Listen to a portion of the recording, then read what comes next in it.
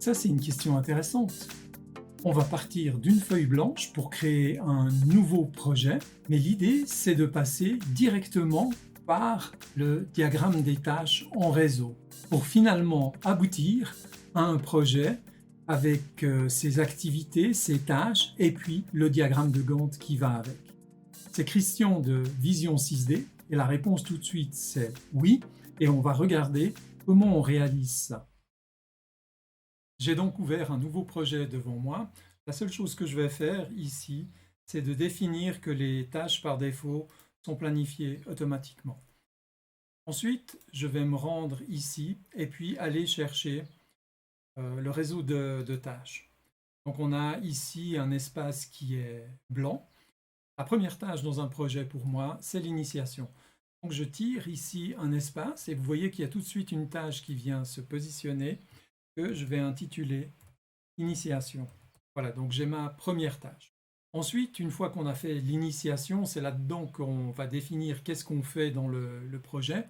Je ne vais pas entrer plus dans le détail, mais ensuite on passe à une étape de planification. Ce projet que je traite avec vous, c'est la construction d'un établi mobile ou la construction d'un chariot de barbecue. Et donc on a fait l'initiation, on sait à peu près ce qu'on veut faire, et puis on passe dans l'étape de planification.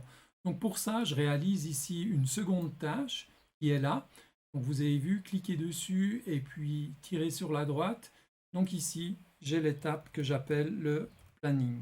Alors dans le planning, moi ce que je vais faire, c'est qu'il y a tout d'abord une estimation des temps qui doit être réalisé. Et puis, je vais aussi faire en parallèle une estimation des, des coûts. Donc là, on voit, on a déjà constitué une première tâche, une seconde et des tâches qui découlent ici ensuite. Jusque-là, je crois qu'on est assez d'accord. Et puis, à partir de l'estimation du temps et de l'estimation des coûts, je vais créer encore une tâche, c'est-à-dire qu'on est en mesure d'établir un budget. Donc le budget, lui, il doit contenir une estimation du temps, mais également, bien sûr, des éléments qui proviennent de l'estimation des coûts. Donc on voit bien que ici, budget, il a une dépendance, et c'est ce que l'on représente, ce sont les dépendances entre les activités ou entre les tâches qui sont représentées ici. Donc, les tâches qui sont ici, estimation des temps, budget, estimation des coûts, ce sont un ensemble de tâches qui, dans le fond, dépendent du planning. Pour cela, je vais les indenter sous planning et on voit la transformation ici, c'est-à-dire qu'on a le planning ici qui a changé de forme et puis qui a un signe ici qui me permet de cacher son contenu en dessous. Une fois qu'on a le budget, eh bien, on va le proposer. Et puis ici, je vais créer un premier jalon qui est le kick-off du projet. C'est-à-dire, c'est le démarrage du projet, on est content, le budget a été approuvé. Donc, pour déterminer qu'il s'agit d'un jalon, il me faut mettre une durée de 0 jours. Et on voit ici qu'on a vraiment une apparence qui est différente avec cette forme de losange qui nous désigne un jalon. Bien, en parallèle de la planification, ici, je vais ajouter une nouvelle étape qui est ce que nous allons appeler l'exécution ou réalisation. C'est dans cette partie-là où on va réellement faire le travail. Donc, je vois que j'ai commis une faute d'orthographe ici. Donc je viens dans la partie information à laquelle je peux accéder comme si j'étais dans le diagramme de Gantt et je peux saisir ces choses-là.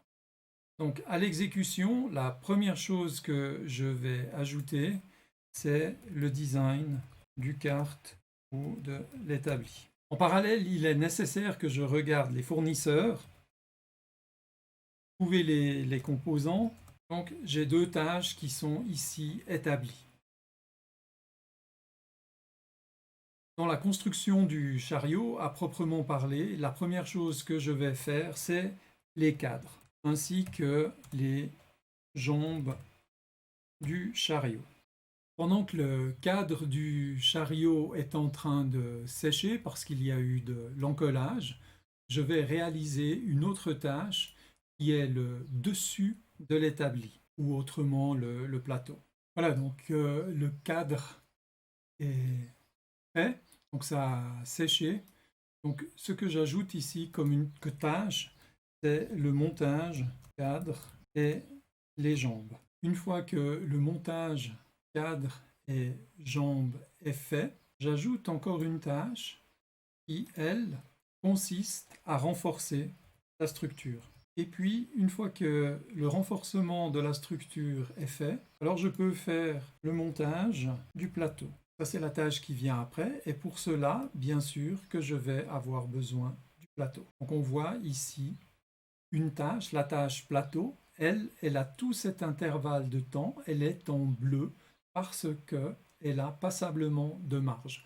On n'a pas encore déterminé de durée dans cet ensemble, mais on voit déjà que ici, en rouge, se profile le chemin critique dans ce projet.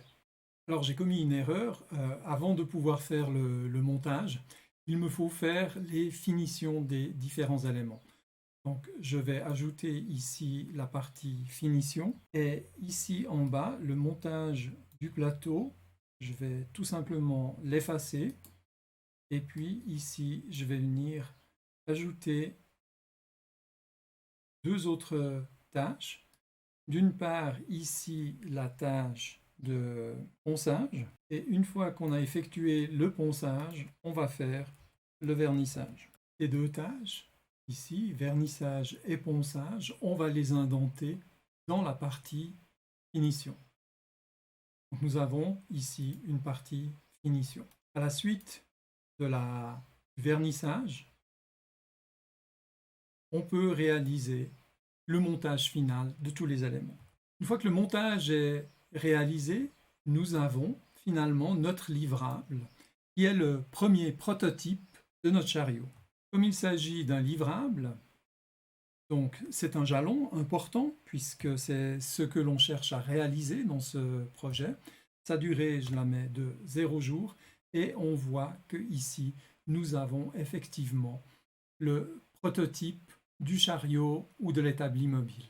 Et maintenant, ici, je réduis la finition, on voit que tout disparaît, alors que dans le fond, la partie montage et prototype ici sont pas intégrés à la partie finition. Donc je les resélectionne et je vais les remonter d'un niveau. Sur le diagramme, on ne voit pas à proprement parler de différence. Par contre, si maintenant je compresse tout ce qui se trouve dans finition, on voit qu'il reste montage et prototype.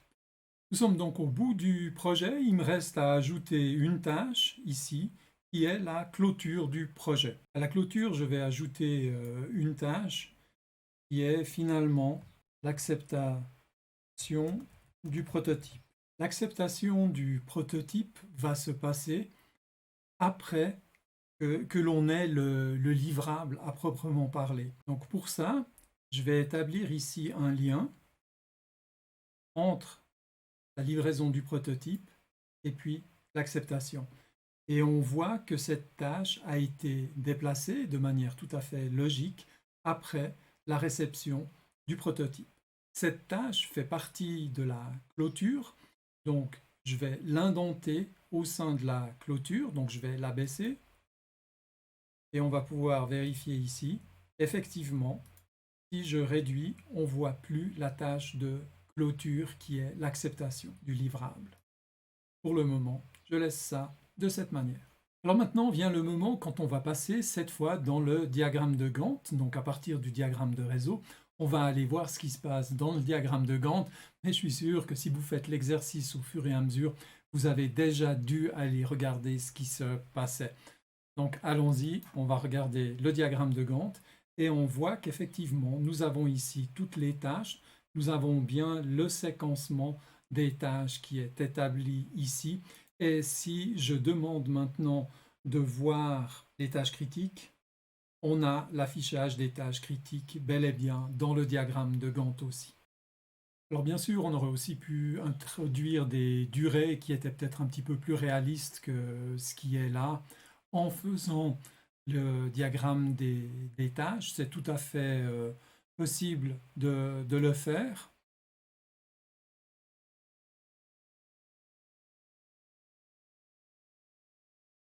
J'en fais un pour montrer ici, renforcer la structure par exemple. Ben, on va dire que ça a été pendant 2 jours. Voilà, donc ici, je peux introduire toutes les durées sur chacune des tâches, chacune des activités. Nous avons vu qu'il était tout à fait possible de partir d'une page blanche, d'aller dans le diagramme des tâches, à partir de la liste des tâches, les poser, mettre leur liaison entre elles, même les indenter, et pour finir, aboutir à un projet sans avoir eu besoin d'entrer dans le diagramme de Gantt.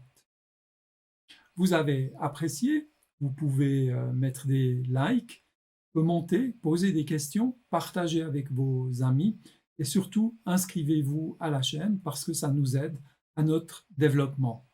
En attendant de se retrouver pour une prochaine vidéo, allez, une toute bonne journée et à tout bientôt. Ciao, ciao!